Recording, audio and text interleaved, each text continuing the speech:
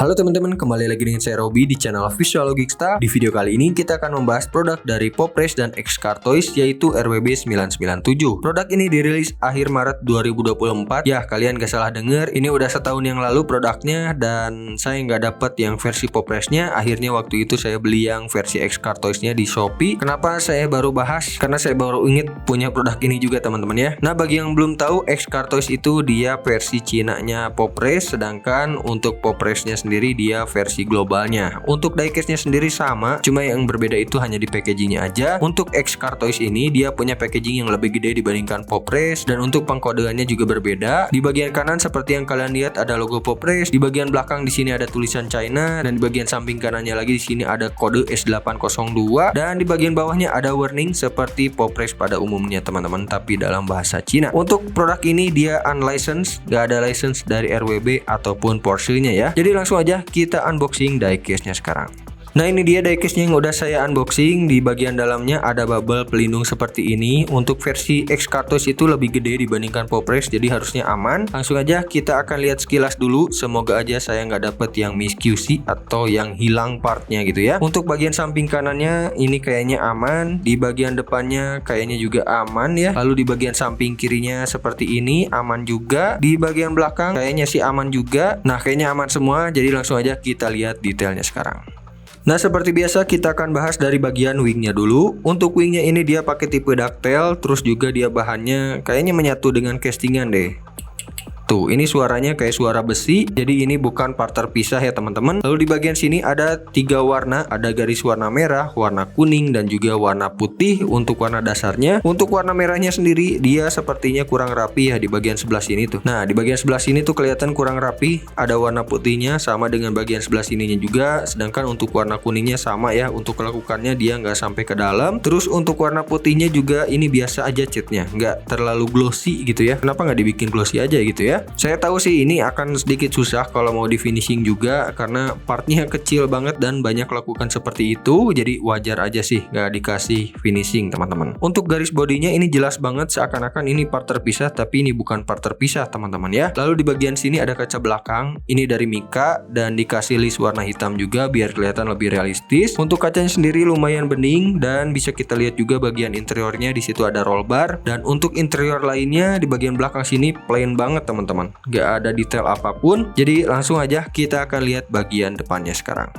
Nah, untuk bagian depannya seperti ini teman-teman, bisa kalian lihat untuk bagian atapnya ini lumayan glossy, walaupun catnya sendiri masih kayak ada sedikit efek kulit jeruk, tapi untuk garis-garis bodinya masih kelihatan tegas banget. Bisa kalian lihat nih di bagian sini dan bagian sini juga. Lalu di bagian bawahnya lagi di sini ada kaca yang lumayan kecil ya, dengan ada tulisan Rockwell di bagian atasnya. Terus tulisannya juga dia lumayan jelas, nggak ada bleber-blebernya. Di bagian bawahnya dikasih warna putih. Lalu di kiri kanan juga di sini ada spion. Spionnya dikasih warna silver biar kelihatan lebih realistis, nanti akan saya liatin. Untuk spionnya sendiri ini kayaknya plastik keras ya, jadi hati-hati mudah lepas. Pokoknya mau karet mau plastik jangan sampai kalian mainin spionnya seperti ini, karena untuk mini scale itu lebih rentan patah teman-teman ya. Lalu di bagian sini juga ada wipernya sendiri menyatu dengan kaca. Untuk setirnya sendiri ini setir kiri, dan di bagian interiornya kurang bisa kelihatan sama saya, tapi nanti akan saya coba bongkar biar kita bisa lihat dalamannya ya. Di bagian bawahnya lagi di sini ada kap depan dengan tulisan 024. Untuk garis-garis bodinya juga lumayan tegas, dia nggak ada sisa-sisa warna hijau gitu ya, sisa warna castingan, dan ini menandakan bagus untuk catnya, walaupun untuk finishingnya sendiri ya nggak glossy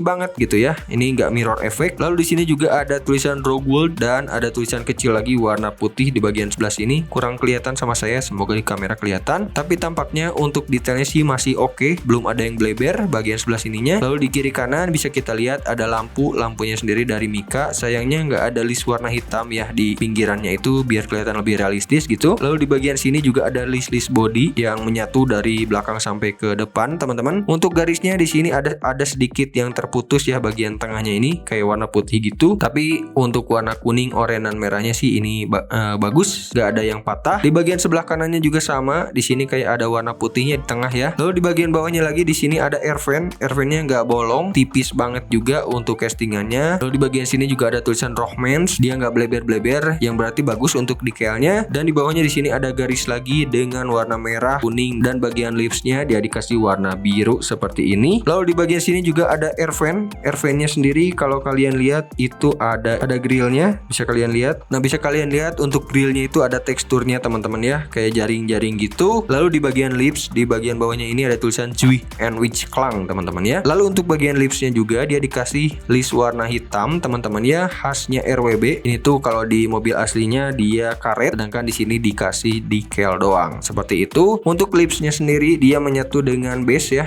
dikasih warna biru. Jadi seperti itu untuk bagian depannya. Sekarang kita akan coba lihat bagian samping kirinya teman-teman. Nah, sekarang kita akan lihat bagian samping kirinya. Kelihatannya sih udah oke ya, nggak ada yang misQC, tapi kita akan lihat detailnya. Di bagian belakang sini ada lampu belakang yang sampai ke pinggir ya. Untuk detail lampunya sendiri seadanya, kalau menurut saya tuh dia nggak terlalu detail juga, tapi ada list warna putih juga di bagian tengahnya, lumayan lah ya, seperti itu. Lalu untuk white bodinya sendiri di sini nggak ada detail rivetnya, cuman kelihatan ada lekukan-lekukannya. Lalu di bagian sini ada handle pintu, sayangnya dia nggak dikasih detail warna hitam atau apa gitu ya, biar kelihatan berbeda dengan warna bodinya. Di bagian sini juga ada nomor 024 Rohmans. Lalu juga di sini ada side skirtnya sama dengan body warna biru. Untuk warna birunya sendiri, ini tuh kalau dilihat langsung dari mata kurang glossy ya, masih ada efek kulit jeruknya teman-teman. Untuk bagian spionnya seperti yang kalian lihat nih, dia ada kayak dikasih warna silver ya, biar kelihatan kayak ada reflektornya gitu ya. Lalu untuk bagian kacanya sendiri ini ada list warna hitamnya juga. Di bagian dalamnya kelihatannya ada roll bar juga tuh seperti itu. Kursi bucket seatnya warna hitam, bagian depannya nggak ada detail lainnya. Lalu untuk bagian fender depan kita bisa lihat di sini ada totol itu tuh bautnya, harusnya kalau di mobil aslinya. Di bagian sini ada tutup tangki teman-teman, tapi kurang menonjol ya, kayaknya catnya agak terlalu tebal juga. Lalu untuk bagian roda-rodanya, ini rodanya harusnya muter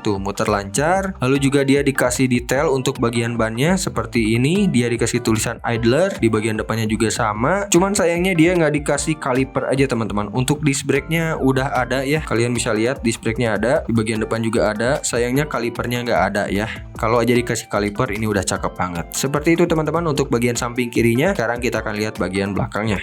Nah, untuk bagian belakangnya seperti ini teman-teman. Ini plain banget ya, nggak ada tulisan apa-apa. Untuk bagian sebelah sininya, di sini ada lampu dari Mika, dan di bagian tengahnya juga ada list warna putih, lumayan oke lah ya kalau buat di foto-foto doang. Terus juga di bagian plat nomor di sini ada tulisan RWB dengan background warna putih, tulisan RWB-nya hitam. Terus di bagian kiri kanan di sini ada air fan juga. Air fan-nya sih nggak terlalu bolong sampai ke dalam ya. Lalu di bagian bawahnya lagi di sini ada exhaust-nya sendiri warna silver, dia nggak dikasih bolong teman-teman. Kenapa ya, tumben banget nggak dikasih bolong gitu ya. Dan dia yang jelas part terpisah untuk exhaust-nya. Jadi seperti itu aja untuk bagian belakangnya. Ini nggak terlalu gimana-gimana ya, karena memang mobil aslinya juga plain banget, nggak ada banyak lakukan atau detail lainnya. Seperti itu teman-teman. Nah, untuk samping kirinya seperti ini teman-teman, nggak ada perbedaan yang berarti dengan samping kanannya. Yang membedakan di sini jadi nggak ada tutup tangkinya aja. Untuk velgnya masih sama, bannya juga sama, ada tulisan idlernya. Jadi langsung aja kita lihat bagian base-nya teman-teman ya. Nah, untuk bagian base-nya seperti ini. Di sini juga nggak ada tulisan RWB atau Porsche. Di sini hanya ada logo Poprace, terus Made in China, dan juga di sini ada baut plus 2 di bagian depan dan belakang. Untuk bannya sendiri ada alurnya seperti yang kalian lihat, dan ini staggered ya teman-teman. Jadi di bagian depan dengan belakang itu berbeda. Untuk RWB memang rata-rata seperti itu teman-teman ya, karena di bagian belakang ada over fender yang lebar banget. Terus untuk rollingnya lancar. Nah, sekarang saya akan coba buka base-nya. Saya penasaran dengan bagian dalamnya, apakah sedetail rilisan terbaru dari Poprace di tahun 2025 sekarang. Jadi saya akan coba buka dulu ya. Nah, ini dia yang udah saya buka teman-teman untuk bautnya. Oh iya, kemarin juga sempat ada yang nanya untuk membuka baut mini scale itu dia pakai obeng nomor berapa. Saya tuh biasanya pakai obeng yang seperti ini teman-teman. Nah, seperti ini biasanya ada di obeng-obeng buat servis HP ya. Kayaknya sih ini M2 untuk ukuran obengnya. Jadi ini bisa untuk membuka baut mini scale. Tapi kalau kalian mau membuka mini scale itu hati-hati ya teman-teman, karena kuncian dari pabrik itu dia lumayan ketat banget. Jadi sebisa mungkin kalau kalian kalian mau coba buka baut mini scale, kalian jangan lupa kasih alas microfiber seperti ini untuk bagian atapnya teman-teman, biar atapnya nggak lecet. Dan perhatikan juga bagian spionnya, jangan sampai nanti spionnya malah patah atau ketekuk gitu ya. Jadi harus ditahan seperti ini, dan usahakan juga mata obengnya itu yang tajam teman-teman. Kenapa harus yang tajam? Karena agar lebih mencengkram ke bautnya teman-teman ya. Seperti itu. Oke, langsung aja kita akan buka bagian dalamnya seperti apa nih. Nah, ini base-nya dulu, kita angkat dulu. Nah, base-nya seperti ini teman-teman, dia besi ya. Dan di sini kita bisa lihat untuk rodanya seperti ini, dia ada asnya, di bagian depannya juga sama. Lalu di sini juga ada bagian dalamnya. Nah, seperti ini. Untuk bagian bodinya seperti ini teman-teman ya. Tuh, bisa kalian lihat sendiri. Untuk bagian dalamnya seperti ini teman-teman, gak sedetail yang sekarang. Ternyata dia nggak ada perintilan yang dikasih decal juga. Tapi untuk cetakan-cetakannya sih lumayan oke lah ya. Ini menyerupai juga mobil aslinya. Kalian bisa lihat sendiri. Tuh, seperti itu. Terus juga di sini nggak ada detail engine-nya. Dan ya itu yang membedakan dengan rilisan Poprace yang baru. Kalau yang lama itu nggak dikasih detail bagian dalamnya. Seperti itu teman-teman. Langsung aja kita sekarang akan tes ini rollingnya selancar apa. Nah, seperti yang kalian lihat, ini setelah saya buka ternyata masih bisa rolling lancar teman-teman. Ini tanpa tenaga juga, saya dorongnya pakai sih sedikit doang tapi ya. Jadi kalau kalian mau mainin ini di track, ini bisa banget. Tapi kalau menurut saya sih buat di foto-foto aja. Apalagi kalau misalkan kita ganti velgnya, ini akan lebih oke harusnya ya. Dan saya juga ada velg dari Owl Garage, coba akan saya pasang. Kayaknya oke juga nih. Nah, ini velgnya nih cakep banget nih, harusnya dipasang di sini ya. Ini speknya untuk RWB dan dia staggered depan belakang, dia berbeda ukurannya teman-teman. Sekarang saya akan coba pasang dulu deh gimana kalau dipasangin velg aftermarket seperti ini. Nah, ini karena udah dilonggarin jadinya lebih mudah membukanya. Kalau pertama tadi buka tuh memang sulit banget teman-teman. Jadi kalian harus hati-hati banget dan ditahan pakai microfiber, kecuali kalau udah dilonggarin seperti ini lebih mudah membukanya. Nah, sekarang kita akan coba pasangin. Di sini saya udah ada glue tag teman-teman ya. Udah ada glue tag-nya. Jadi kalau mau masangin velg seperti ini saya pakai glue tag. Mereknya bebas kalau kalian mau pakai juga. Kalau saya pakai Joico karena murah teman-teman ya. Ini untuk bagian belakang seperti ini speknya. Kelihatan nggak di kamera? Nah, seperti ini. Kita akan coba pasang kayak gini.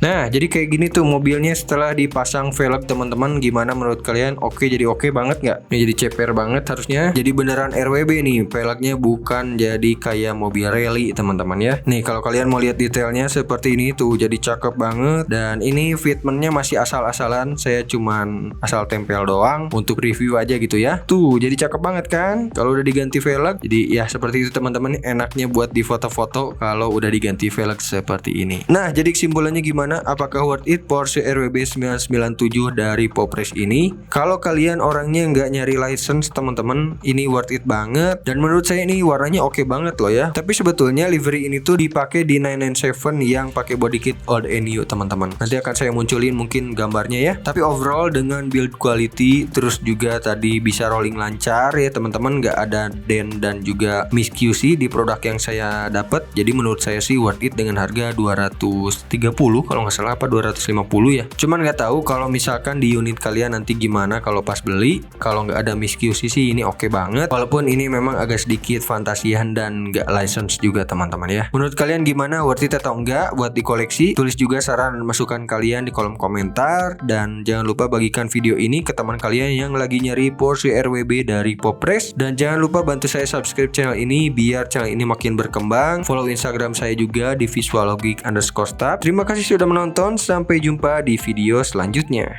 Jadi garang banget nih si RWB. Cakep.